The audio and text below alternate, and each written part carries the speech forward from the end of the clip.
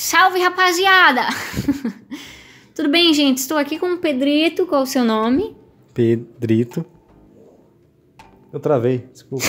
E hoje nós viemos com um assunto que mencionamos no último vídeo, há 10 anos atrás, que gravamos. 9. Sobre os ciúmes do Pedro. Então, quem vai roubar esta câmera e este microfone? Mentira, eu vou segurar pra você. Obrigado. Será ele. Eu estarei no vídeo plantada igual uma abóbora, porque ele insiste que eu fique. Eu queria estar filmando ele. O canal se chama Beca Moreno, você tem que estar no vídeo. Mas quem é casado com Beca Moreno? Muito bem, obrigado. Então é isso, gente. Ele fez algumas anotações pra ele falar direitinho. Então se ele olhar pra baixo é porque ele tá olhando pro celular. Mas é isso, ele vai falar sobre a experiência dele com ciúmes para as pessoas que têm algum problema com isso, para pessoas que, enfim, têm interesse de ouvir a experiência de alguém que passou por isso de uma forma que foi ruim, que foi maléfica e tal. Estamos aqui para isso, agora eu vou parar de falar e vai o Pedro agora, oh glória, usa Senhor! Você vai cortar essa parte, né? Quando eu ficar mais calado assim. Não, vou deixar tudo. Como a Rebeca comentou, no começo do nosso namoro eu tinha muito problema, no começo até o meio do namoro, mais ou menos eu tinha muito problema com ciúmes. Esse problema de ter ciúmes, os ciúmes em si, ele se torna um problema a partir do momento que ele atrapalha o relacionamento, atrapalha a sua vida como indivíduo, entre outras coisas. Para mim era um problema porque era algo tanto quanto extremo. E quando eu paro para pensar em como eu evoluí para deixar os ciúmes de lado e superar esse problema, a primeira coisa que eu identifico é que ele tinha uma raiz. O ciúmes em si ele não é a causa do que todo mundo conhece. Mas a raiz, no meu caso, e na maioria dos casos, era que a pessoa ela é insegura consigo mesma. Então ela é insegura seja com a sua aparência, insegura com as amizades, é insegura em perder o cônjuge. Então o problema não foi quando você esteve num relacionamento, mas que você já tinha essa insegurança desde solteiro. Sim, desde muito novo eu tinha problemas com insegurança. Isso vem desde a minha infância, desde a minha criação, desde a minha adolescência, fatores que aconteceram na minha adolescência que contribuíram para que eu fosse, como homem e como ser humano, uma pessoa insegura. Seja com relacionamento, seja com família, com amigos, com namorada. Então, desde solteiro, eu também já tinha muita insegurança. Insegurança essa que se demonstrava até mesmo no processo que a gente estava se conhecendo. Eu era inseguro, por exemplo, no processo de conquista, que eu fui demonstrar que eu gostava para ela, eu já era inseguro nessa parte. Então, a insegurança por si só é o problema que precisa ser resolvido. Que aí logo você consegue resolver o problema dos ciúmes. Porque senão começam a aparecer outros problemas junto, né? Que nervoso. Tá tudo bem, você tá falando tão bem. Tá filmando mesmo? Será que... Pensou igual, acontece igual aquela vez? Uma vez que eu identifiquei e vi que o problema era a insegurança, tem as formas como também o ciúme se demonstra e se apresenta. No meu caso, eu me senti inseguro com as amizades que a Rebeca tinha, com as roupas que ela usava, e com pessoas que ela conversava, não era nem amizade, mas com conversas mais supérfluas que fossem. Ou então, por exemplo, um exemplo extremamente bobo, não bobo, mas é ridículo na verdade de dizer. Eu tinha uma insegurança do tipo, a gente namorava e aí eu vou dormir.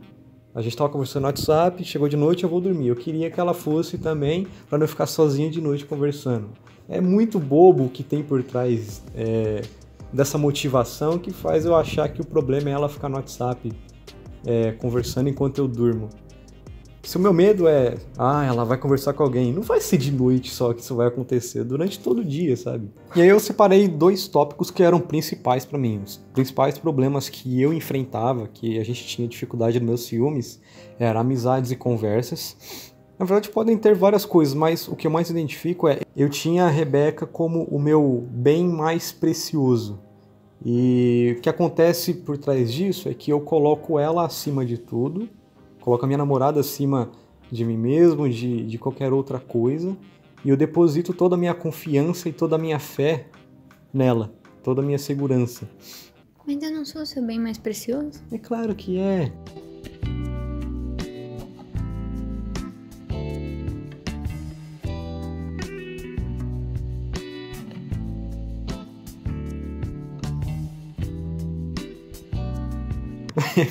Brincadeira, gente. Não, quer dizer... E aí eu vou explicar por que ela não é o meu bem mais precioso. Vou explicar por que eu não amo minha esposa e você também não deveria amar. O outro ponto, eu tinha dificuldade, por exemplo, com roupas que ela usava. Que, na verdade, você sempre usou roupa muito... Não é conservadora, mas... Modesta? Modesta. Não era conservadora, era modesta, sabe? E que não era motivo pra ter ciúmes. Mas na minha cabeça eu arranjava motivos. E outra coisa também foi quando ela quis voltar a gravar vídeos com frequência, eu também fiquei bem enciumado e bem entristecido. E o que tinha por trás disso também era a exposição dela. Então, a exposição de certa parte do corpo, ou exposição... Quem poderia assistir, quem poderia assistir, ou ela expor alguma coisa muito pessoal, muito particular que... Só você tem direito. Só eu, ou só a família, eu e amigos, coisa assim. Eu não quero que o mundo saiba da minha namorada. Era o medo dessa exposição, eu ficava inseguro com a exposição do meu bem mais precioso. E juntando esses dois... eu consigo resumir que eu esperava que ela tivesse uma dedicação total a mim. Era uma atitude bastante egoísta, bastante egocêntrica, que exageradamente esperava que ela se dedicasse totalmente a mim, ou seja, abrisse mão do que ela tinha de importante, do que ela desejava, do que fazia ela bem, para me atender e atender os meus desejos que fossem me deixar seguros. E qual que foi a minha, tá, pessoal? Eu não tô impondo nada, mas a minha conclusão baseado no que eu sentia, tá? Eu achava que, na verdade, eu estava atendendo a minha insegurança e ajudando a minha insegurança, mas, na verdade, eu estava idolatrando as minhas vontades e necessidades, porque não eram necessidades, eram puramente vontades e desejos. Então, eu estava idolatrando a mim, ao que eu sentia, e impunha sobre a Rebeca, sobre a minha namorada, essa idolatria também, como... ela atender tudo isso, eu desejava que ela me idolatrasse também. Mas na hora, quando você está no meio do furacão, sentindo ciúmes e tudo mais, quando você não consegue enxergar dessa ótica, você não pensa, eu estou me idolatrando. Você não consegue enxergar dessa forma. Quer dizer, eu não enxergava dessa forma. Eu consegui enxergar assim e ver essa falha depois que eu consegui ter isso tratado. É legal isso porque muitas vezes a insegurança que a gente tem, a gente entende, é que eu sou um coitadinho, é que eu me acho menor do que os outros. Então por isso que eu desconfio do meu amigo, do meu namorado, do meu pai, da minha mãe. Claro, se essas pessoas não te dão motivo, né? Porque há pessoas que são desconfiáveis.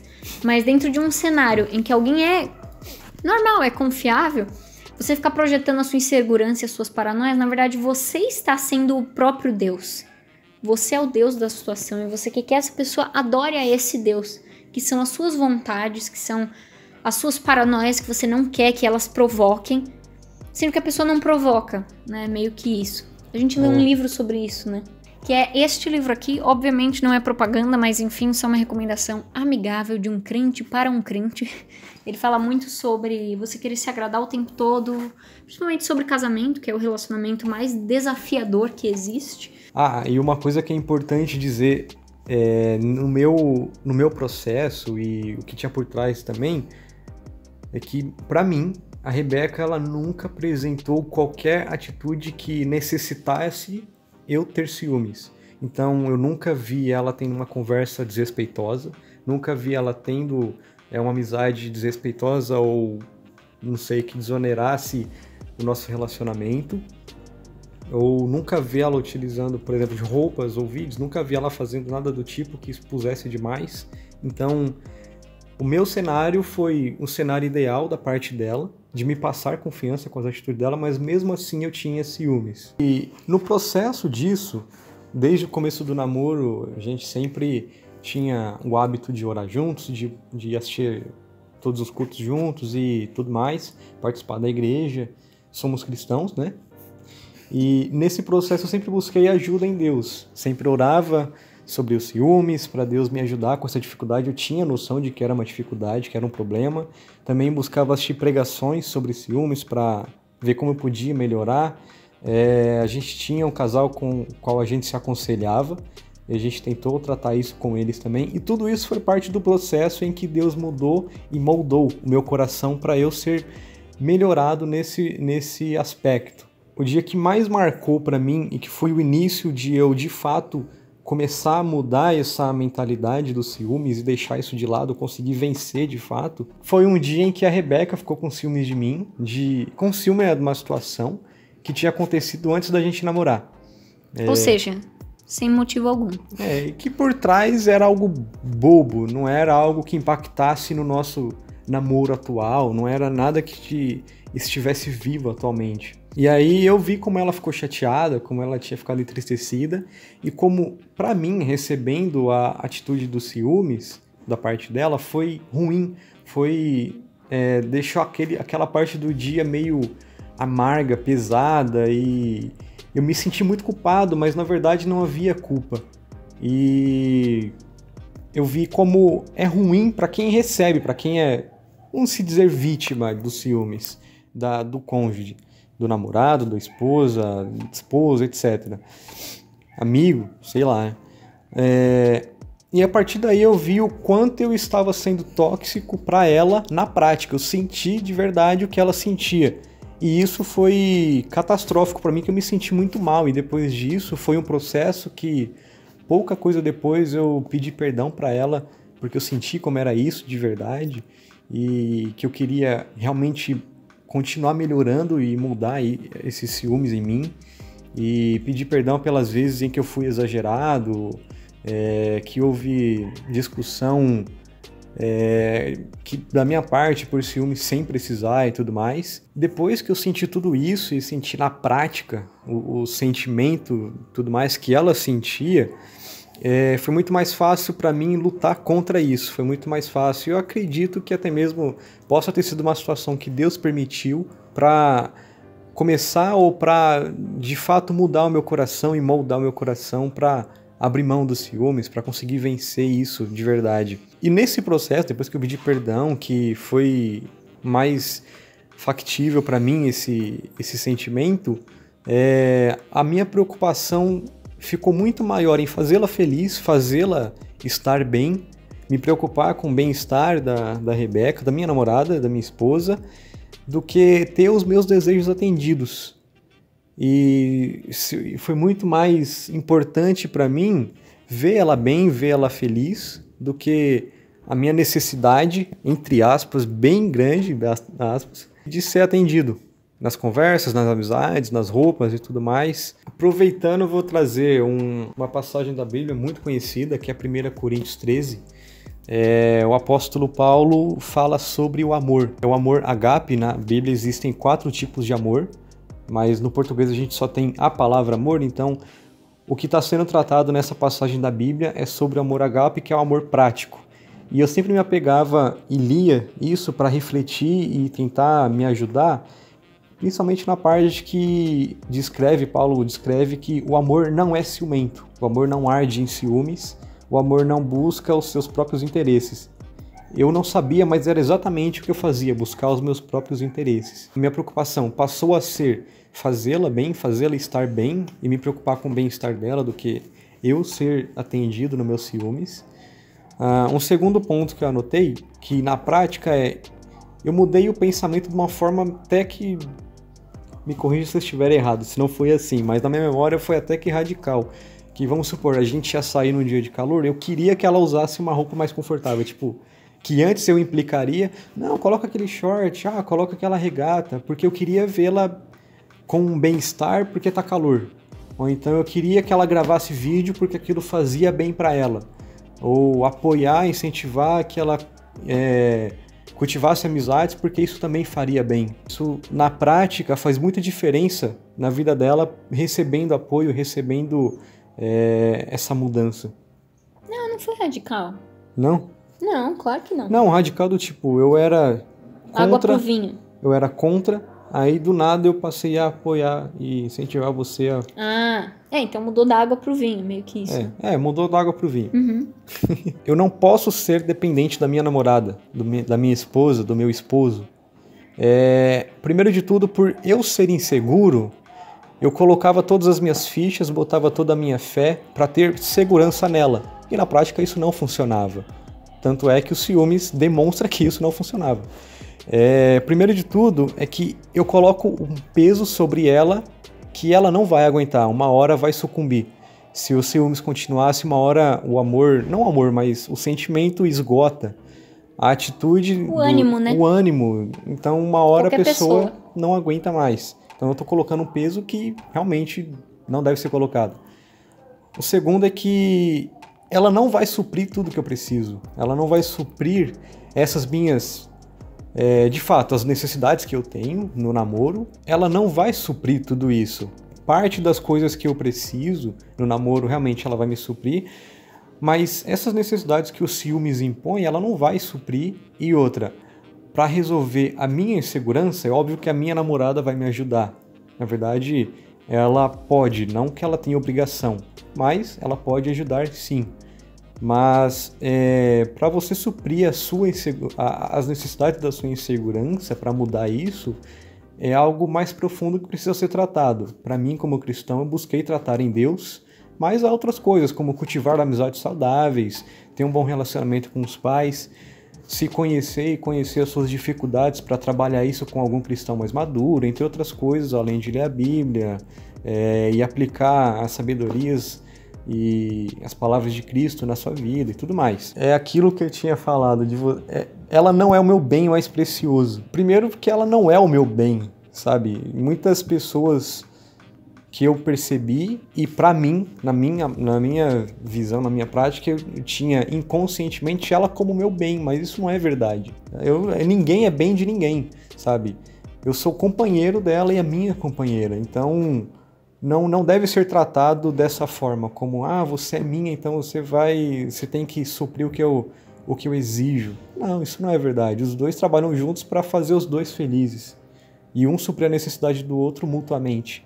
Mas o que acontece, principalmente no namoro? Claro, no casamento, a pessoa mais importante que você tem e que você mais deve se dedicar e de que naturalmente você mais espera é o seu cônjuge, na visão do cristianismo, nós cristãos. Mas no namoro, que era o contexto que a gente estava, ela não pode ser a pessoa mais importante para mim. Eu não posso colocar todas as minhas fichas e usar ela como suporte para mim, nem como... A Rebeca, minha namorada, ser a única pessoa em que eu vou buscar relacionamento. O ciúmes me fazia com que eu enxergasse dessa forma, com que eu buscasse isso na prática, mas isso não deve acontecer. Eu não tinha pensado, mas a Rebeca deu essa dica e é verdade. O ciúmes não é uma saída, ele não deve ser uma opção. Não sei, posso estar falando bobeira, mas existe uma certa tolerância dos ciúmes quando ele é apenas um cuidado. De repente você ficar enciumado com uma situação, mas é por cuidado, não é por querer controlar a vida do seu cônjuge. Opinião nossa, né? Opinião nossa. Por exemplo, uma coisa que aconteceu, quando a gente tinha começado a namorar, o Pedro ele tinha as amizades dele e eu as minhas, e ele tinha uma amiga em específica que ela gostava dele, só que ele não percebia isso. E mulher entende, né, amor? Então ela demonstrava isso, sabendo que ele namorava, ela dava umas farpadas assim no relacionamento dele, meio que querendo o bem, mas não querendo. E eu vi que não que ela ia conquistar o Pedro, essa não era a minha preocupação, porque isso ia vir do caráter dele e não do esforço dela, mas sim que aquilo estava se tornando tóxico. Ele não percebia a intenção dela por trás, então eu disse pra ele ligou os pontos e falou, cara, isso é verdade? Então foi assim que ele começou a cortar essas arestas, né? Então isso, por exemplo, foi um cuidado. Não sei se foi um ciúmes, porque o ciúmes já é uma palavra tão ruim, né? Mas enfim, é uma opinião nossa, esse tipo de cuidado, que às vezes a pessoa não percebe. E você pode dizer isso a ela. Ou é como se fosse, sei lá, algum amigo da igreja ou da faculdade, toda vez que fosse chegar em você e falasse, oi minha linda, oi meu amor. Eu acho que seria natural eu ficar enciumado, talvez, mas por cuidado. Opa, será que é natural essa atitude? Mas, de novo, por cuidado. E claro, quando não é exagerado ou quando não quer procurar pelo em ovo. Sim. Enfim, o ciúmes não é uma saída. Primeiro de que ele não vai resolver a situação. O que o ciúmes faz você exigir da outra pessoa, por exemplo, não converse com fulano, não usa tal roupa, não sai para tal lugar, não... Enfim, isso não vai resolver a situação, não resolve o problema. E na verdade, ele pode causar tanto peso no relacionamento, pode não, causa tanto peso no relacionamento, que pode fazer com que você acabe perdendo a pessoa que você gosta, que você namora e tudo mais, por conta do peso dos ciúmes, das cobranças. O que vai depender é se a sua namorada ou namorado, esposo ou esposa, vai fazer algo ou não. E isso está no caráter dessa pessoa. Você não pode controlar o que as pessoas farão com ela, mas o caráter dela é quem vai dizer o que ela vai fazer ou não. O seu excesso de preocupação, a sua paranoia faz com que a pessoa, claro, quando ela não é uma pessoa desconfiável, né? Estamos nesse cenário. Vai fazer com que ela se afaste de você e entenda que você é mais inimigo dela do que um companheiro para ela, né? Ela não vai aguentar esse peso de expectativas que você tem, que sejam de tais e tais formas. Às vezes a sua forma de pensar, ela não me manda mensagem quando ela me chama nos lugares, então isso significa que ela tá me traindo. Às vezes é uma impressão sua que isso significa traição. Então, juntos vocês podem analisar isso, né? E trazer na mesa mesmo, jogar as cartas e falar a real. Não quero impor, mas depois que eu trabalhei esses pontos e consegui enxergar essas coisas, eu vi que eu preciso confiar nela. Por mais que seja difícil ou não seja natural, esse pode ou precisa ser um esforço consciente da sua mente, do seu coração, para confiar na pessoa, porque se você escolheu ela para namorar, ou ele para namorar, ou para casar, que é ainda mais, né, forte, confie. Você fez essa escolha por um motivo. E vocês juntos precisam honrar esse motivo, e um deles é confiar. Bom, é isso. Foi a minha história de como superei os ciúmes. Ou juntos, né, porque ela me ajudou muito. E espero que possa ajudar mais gente também. Queria agradecer o Pedrito pela coragem de se expor. E é isso, se vocês têm histórias parecidas pra fazer com que o Pedro se sinta representado, vocês podem comentar aqui embaixo. Pedro tem muitas outras coisas pra contar. E é isso aí, vamos fazer mais vídeos juntos, porque as pessoas gostam mais de você. Mentira. Mas é isso, gente. Obrigado.